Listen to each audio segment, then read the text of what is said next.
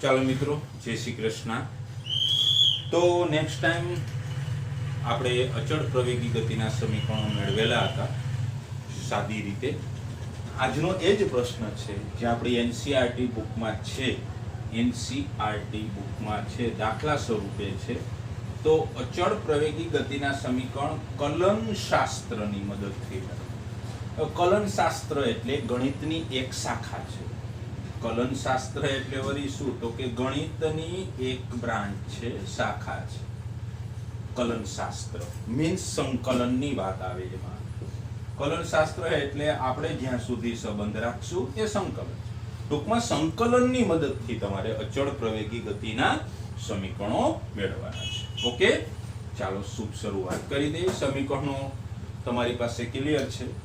તો first equation in motion, મતલબ કે પહેલું સમીકરણ આપણે મેળવવા જઈએ છીએ અચળ પ્રવેગી ગતિ માટે.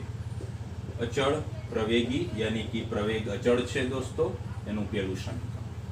તો પ્રવેગના સૂત્ર પરથી આપણે આગળ વધીએ. હવે કલનશાસ્ત્ર આવશે પ્રવેગના સૂત્ર પરથી, અને એ બધા જાણો છો, એ બરાબર dv by dt. Okay, yes. તો ડીવી સૂત્રનો કરતા બનાવવું તો ડીવી બરાબર એ ઇન્ટુ ડીટી. બંને બાજુ સંકલન લેતા, બંને બાજુ ઇન્ટિગ્રેશન લેવો, સંકલન લો, તો તમારું સ્ટેપ આવું બનશે. Integration ડીવી is equal to integration A DT. અહીં સુધી બધા કમ્પ્લીટ છે? ઓકે. એ બરાબર ડીવી બાય ડીટી જાણો જ છો. હવે જો આ પ્રવેગ એ દેખાય ને ભાઈ, અહીં એ વારંવાર એટલે બોલવું કે આ છોકરો થોડોક નાસી પાસ થાય. પ્રવેગ તો અચળ છે ભાઈ. અચળ એટલે આ 5 એ હોય અથવા તો 10 એ હોય, એ તો ફિક્સ રહેશે, અથવા 15 હશે. હવે અહીંયા હશે ડીટી, અહીંયા છે ડીવી. તો સૌથી પહેલા હું એક સ્ટેપ કરું એટલે બધા દોસ્તોને સમજાય. ડીવી એ અચળ એટલે સંકલનની બહાર. યાદ કરાવી જ દઉં દોસ્તો, કોઈ મૂંઝવણમાં. 5x dx છે, બરોબર? તો 5 તો અચળ થયું, એ સંકલનની બહાર આવે. અચ્છા, ઇન્ટિગ્રેશન x dx જોઈ લો ને દોસ્તો, 5 એમ x ની 1 ઘાત. હવે તમે સંકલન કરો છો, અહીંયા x છે તો dx હોવું જોઈએ. તો આનું સંકલન કરીશ એટલે x ની 2 ઘાત છેદમાં 2, સંકલનની નિશાની વહી જાય. હવે dx એ ન આવે. આ તો યાદ અપાવી દીધું. સંકલન નો લેક્ચર મેન છે. ચાલો સાહેબ, તો અહીં એ મેં બહાર કાઢી લીધો, તો ઇન્ટિગ્રેશનમાં ડીટી વધ્યું. ઓકે, હવે તમને મજાની વાત શીખવાડું. અહીંયા ડીટી છે, ઓકે, સંકલન. એટલે અહીંયા ટી ની લિમિટ આવશે, ટી ની લિમિટ. અને અહીંયા સંકલનમાં ડીવી છે એટલે વેગની લિમિટ આવે. આ સમજવા માટે આપેલું છે. ઓકે, હવે એ લિમિટ કઈ રીતે આપણે વિચારવી એ આપણે સમજીએ. તો હું તમને સાદી રીતે સમજાવું. Is equal to A integration. તો આપણે પહેલા ધારણા કરી લઈએ કે ભાઈ ટી બરાબર 0. આની પહેલા આગળનો લેક્ચર બધાએ જોયો હશે. ટી ઇક્વલ ટુ 0 એ પ્રારંભિક સ્થાન x નોટ હતું, ત્યારે પ્રારંભિક વેગ v નોટ છે. ઓકે, મેં ટી બરાબર 0 થી અંતિમ ટી બરાબર t. ઓકે, આ dt થઈ ગયું. હવે અહીંયા વેગની લિમિટ આવશે, આ dv. તો t બરાબર 0 એ મેં કહી દીધું પ્રારંભિક વેગ v0 છે. t બરાબર t અંતિમ વેગ v છે. હવે એ તો આપણે પ્રેક્ટિસ થી સમજી લેવાનું. ઓકે સાહેબ, ચાલો રેડી, સરસ. હવે તમે સંકલન કરી શકો. dv નું સંકલન યાદ તો અપાવીશ જ, પીછો તો તમારો મૂકીશ જ નહીં. માત્ર dx હોય તો સંકલન x, માત્ર dy હોય તો સંકલન y. એ જ રીતે dv નું સંકલન v, લિમિટ તો યથાવત. યસ, આ v0, આ v. પ્રવેગ તો અચળ છે, માત્ર dt છે તો એનું સંકલન t, limit t equal to 0 અને t બરાબર t. એટલું ક્લિયર? બસ સાદું સાદું છે મિત્રો. એની તમે પ્રેક્ટિસ કરશો તો આપનું ફિઝિક્સ મજબૂત થશે. નહીતર ફિઝિક્સ થોડુંક હાર્ડ પડે એવી તમે ચર્ચાઓ સાંભળી હશે. હવે આ શું છે ભાઈ? અપર લિમિટ, ઉપલી લિમિટ. આ શું છે? નીચલી લિમિટ. ઓકે, પહેલા અપર લિમિટ મૂકીએ, જ્યાં v દેખાય ત્યાં તો v જ આવશે, પછી નિશાની માઈનસ આવે. Upper limit minus lower limit મૂકી દીધી, v દેખાય ત્યાં v0 is equal to a દોસ્તો, લિમિટ t દેખાય ત્યાં t એટલે t જ રહેશે -0. આનું સાદુરૂપ આપો તો v - v0 = at. આને સરખી રીતે લખી નાખીએ તો મારી પાસે સમીકરણ આવશે, જેને બોક્સ પહેલેથી કરી દઉં. v સૂત્રનો કરતા બનાવું છું. v = v0 + at, यानी कि first equation in motion. Okay, तो फर्स्ट इक्वेशन ऑफ मोशन, તમે પહેલું સમીકરણ ગતિ અચળ પ્રવેગી ગતિનું પહેલું સમીકરણ તૈયાર કરી લીધું. First equation for motion. ચાલો લ્યો, મસ્ત સ્માઇલ કરી દો, સ્માઇલ કરી દો, smiling. First equation for motion, v = v0 + at. Screenshot લે લો.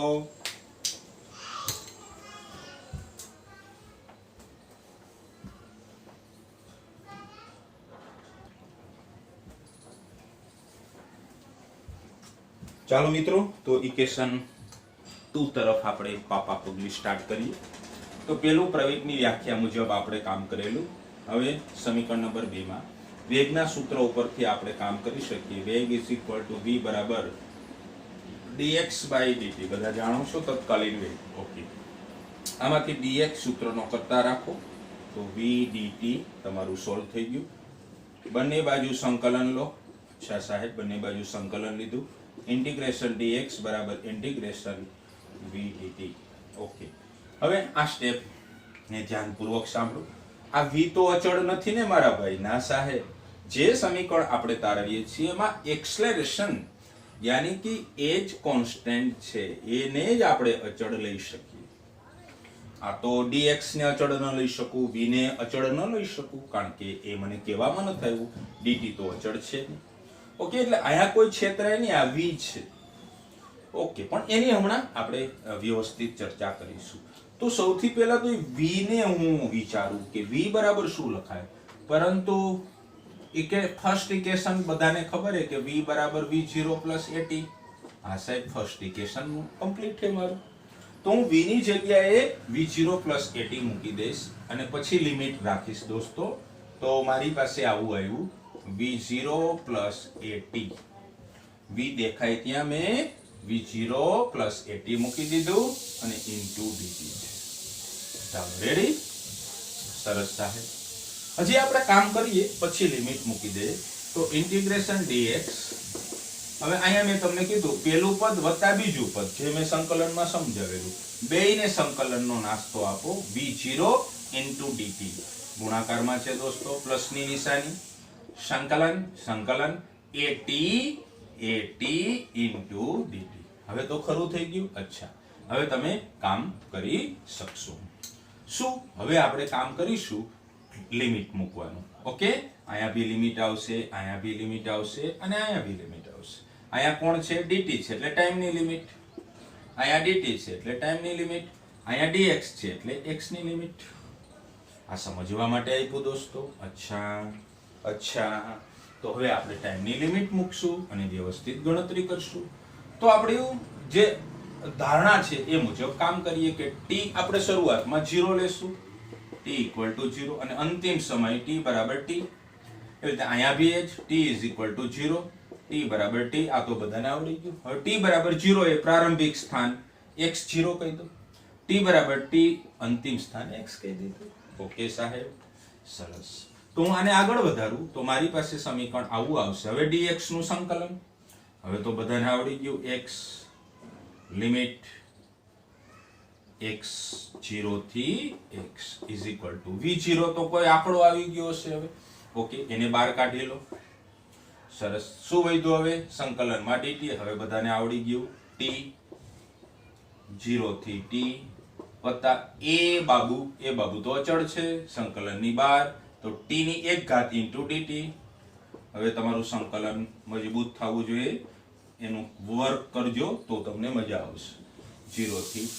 આમાં કોઈ ગડબડ નહીં. હવે લિમિટ, અપર લિમિટ મૂકીએ તો x દેખાય ત્યાં x - x0 = v0. Upper limit તો t - 0 પ્લસ અહીંયા 2 ભાઈ છે ને, આ 2 ભાઈ એને બહાર લઈ લો એટલે a/2 થયું દોસ્તો. a/2 અપર લિમિટ t² - 0 નો વર્ગ એટલે 0. તો x - x0 is equal to v0t plus 1/2 1/2 1/2 આ થયું x - x0. પરંતુ x - x0 ને હું d કહી દઉં તો અહીંયા d લખીશ અને મારું અચળ પ્રવેગી ગતિનું સમીકરણ કંઈક આવું તૈયાર થશે. પહેલેથી જ બોક્સ આપી દઉં. યસ સાહેબ, સ્માઇલિંગ તો આપવું જ પડશે. x - x0 ની જગ્યાએ d મૂકી દઉં તો d is equal to, અહીંયા d આવી ગયો, is equal to v0t plus 1/2 at². Smiley તો બને. Yes. Second equation of motion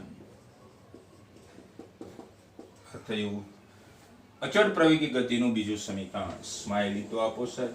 yes, law smiley બન ગયા. અચ્છા, તો d is equal to v0t plus 1/2 at². પરિચય આપી દો. v0 બોલો પ્રારંભિક વેગ કયા સમયે? t equal to 0 સમયે. a તમારો અચળ પ્રવેગ છે, t તમારો ટાઈમ છે. t તમે અંતર અથવા સ્થાનાંતર તરીકે રજૂ કરી શકો.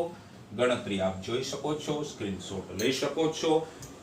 Equation 2 complete.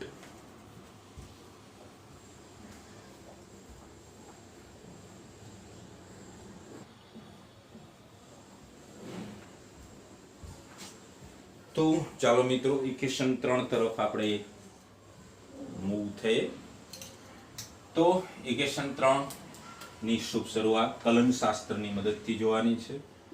તો ત્રીજું સમીકરણ એ ખાસ અગત્યનું હતું. ત્રીજું સમીકરણ આપણને હવે ખબર જ છે કે v² - v0² બરાબર 2ad છે. આ સમીકરણ મારે સોલ્વ કરવાનું છે, રાઈટ? આ મારો જવાબ આવવો જોઈએ. તો હું આ સૂત્રને મેળવવા માટે થોડીક બુદ્ધિ વાપરું, ગણતરી સ્ટાર્ટ કરું કે a બરાબર પ્રવેગ dv/dt. જોજો તો છે, બુદ્ધિથી કામ કરવાનું. આ સમીકરણ તમારે લઈ આવવાનું છે. પહેલું સ્ટેપ રેડી. આમાં કોઈને ટાઈમ દેખાય? આયા t દેખાય, આયા t દેખાય, આયા t દેખાય? ના. તો આ સૂત્રમાં t જોતો નથી. તો હવે મેં પ્રવેગને બોલાવ્યો a બરાબર dv/dt. આમાં ટાઈમ છે. ઓકે, તો હવે સાહેબ ટાઈમને મારે આમાં કેન્સલ કરવો પડશે. જો કે આ મેં વ્યવસ્થિત રીતે સમજાવેલું હતું. તો હું એક કામ કરું છું, dv/dx into dx/dt. ઘણા છોકરા જાણતા હશે કે dx વડે ગુણ્યા dx વડે ભાગ્યા.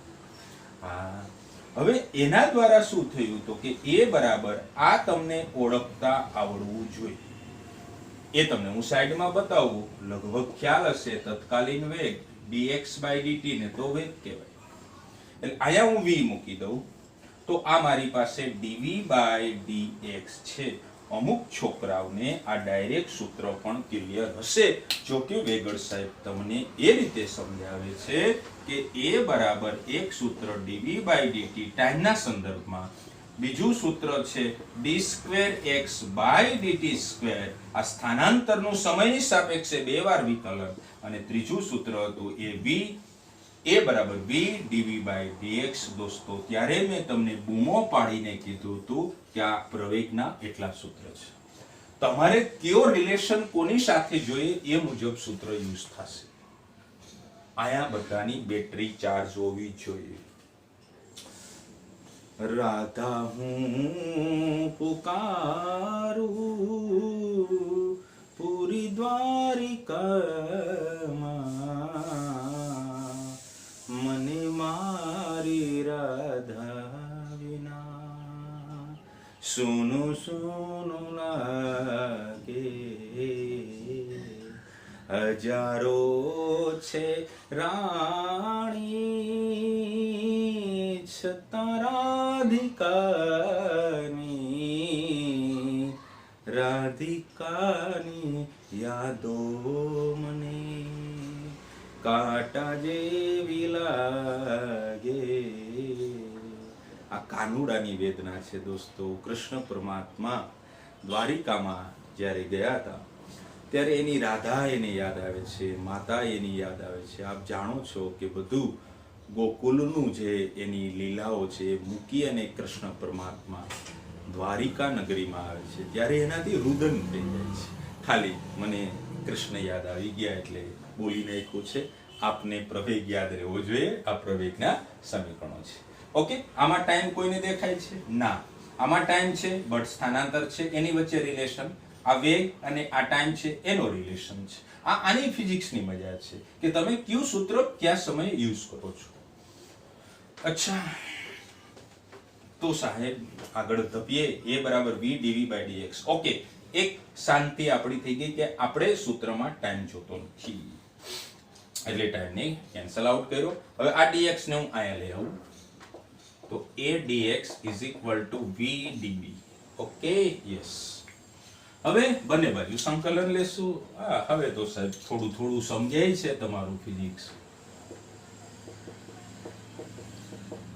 આ તો મિત્રો ઓનલાઈન છે, નહીતર મજા કરતા કરતા આપણે ફિઝિક્સ સમજી શકીએ. ક્લાસરૂમની વાત અલગ છે. ક્લાસરૂમમાં મારો લેક્ચર અલગ રીતે હોય છે, આનંદ આહલાદક વાતાવરણ સાથે. બંને બાજુ સંકલન લો તો integration a dx is equal to integration v dv. સાબસ. હવે સાહેબ લિમિટ મૂકશો, બધું કામ કરશો ને? હા ભાઈ, કરવું તો પડશે. તો સરસ. ટાઈમ તો ક્યાંય આવવો જ ન જોઈએ. હા, એ પહેલા આપણે મુરલી મનોહર છે આ સૂત્ર, મુરલી મનોહર, કે ટાઈમ ન આવવો જોઈએ. ઓકે, એ તમારો કેવો છે ભાઈ? દર વખતે લખવામાં આવે છે કે એ તો આવે તો અચળ છે. અચ્છા, એ તો સંકલનની બહાર નીકળી જશે. Integration dx. v તો અચળ ન કહી શકાય. dv. અચ્છા, હવે અહીંયા તમે ઉત્સાહમાં આવીને આમ ન લખતા કે સાહેબ v ની જગ્યાએ v0 plus at મૂકી દો ને. અરે ના બાબુ, નો બાબુ, નો બેબી. તો વળી ટાઈમ આવી જશે, ઉલમાંથી ચૂલમાં પડશું. હા સાહેબ, ધ્યાન રાખીશું. તો લિમિટની ચર્ચા બાંધી દે. અહીંયા v છે તો dv હોવું જોઈએ છે. તો dv છે તો અહીંયા વેગની લિમિટ આવશે આ સમજાવવા માટે. અહીંયા dx છે તો x ભાઈની લિમિટ આવશે. ઓકે, લિમિટનો સ્વાદ આપી દઉં છું. કઈ રીતે લિમિટ બાંધશો સાહેબ? તો કે આપણે પ્રારંભિક વેગ v નોટ કહી દે, અંતિમ વેગ v કહી દે. પ્રારંભિક સ્થાન x નોટ અને અંતિમ સ્થાન x છે. સંકલન સમાપ્ત કરો. a dx નું સંકલન હવે તો વાતુથી પણ તમને આવડી જતું હશે. x0 થી x. v dv નું સંકલન ધ્યાનપૂર્વક v²/2, કારણ કે v ની એક ઘાત છે વાલા દોસ્તો. v0 થી v. એટલું ક્લિયર? સ્ક્રીનશોટ લે લો. અચ્છા, હવે આ બાજુ લખીશું upper limit minus lower limit. તો મારું આગળનું step a x - x0 is equal to x - x0 is equal to 2 છે. તો એ ભલે બેઠું છે, કંઈ નડતું નથી. અપર લિમિટ છેદમાં 2 માઇનસ લોઅર લિમિટ યાની કે નીચલી લિમિટ v દેખાય ત્યાં v0²/2. Okay, a x - x0 હવે તો તમે બી ઓળખી શકો d અને અહીંયા આવશે v² - v0²/2. શું કર્યું બધાને યાદ રહી ગયું? લસા. ઓકે, 2 માં 2 છે. અચ્છા, 2 ને મારો ગોલી ઈધર એટલે v² - v0² = 2ad. બોક્સ તૈયાર કરો, સ્માઈલી આપી દો. અચ્છા, અને શું બોલશું? થર્ડ ઇક્વેશન ઓફ મોશન યાની કે અચળ પ્રવેગી ગતિનું ત્રીજું સમીકરણ. ઓકે, કલન શાસ્ત્રની મદદથી સંકલનનો દોર આવશે. ત્રણેય સમીકરણમાં તમે સંકલન યુઝ કરો છો એ મુજબ આખી થીમ તૈયાર કરો અને અચૂક 3 વખત લખજો દોસ્તો. એટલું સરસ મજાનું સૂત્રો છે આ ત્રણેય કે એના દાખલા તમે જમ્પિંગ મારી શકશો. પહેલા તમારા મગજમાં સ્ટોરી હોવી જરૂરી છે. જય શ્રી કૃષ્ણ. ઓકે.